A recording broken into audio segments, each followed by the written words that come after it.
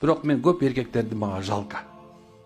Чын жүрөгүмөн мен силерге мындай аябай капабын.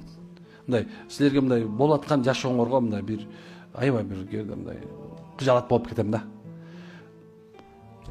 Daarатсыз тамак жесиңер. Daarат деген өмүрү билбейсиңер силер. Гусул эмне экенин билбейсиңер. Ушул нерсе мындай аябай капа кылат да. Аялыңарга момундай колдоно шлак берип койгонсуңар.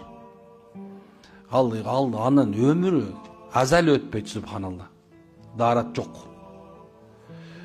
Эми Кудай акысы. Бирок эмнекен Алла берген келбетти табиятта болгон нерсени өзгөртүп, монун баарын кырып туруп, анан башкача чийип атат. Кудай жараткан муну. Бул шайтандын амалдары. Ал айткан уже ачык эле айтып койгон.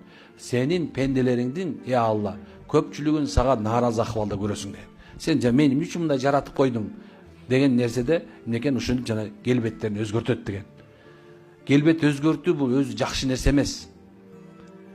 Мен азыркы эркектерди түшүнүп атам да. Натуральный кыз керек дегендерчи.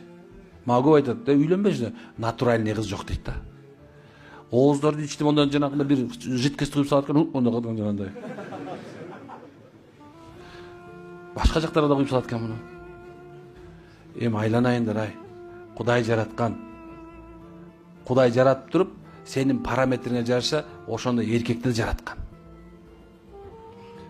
Эч качан алыс кетпейсиң субхана. Өзүң тим эле канча эме болсоң деле, укмуш жасалган болсо, бала төрөлгөндө сен деле төрөлөт да кайрачы.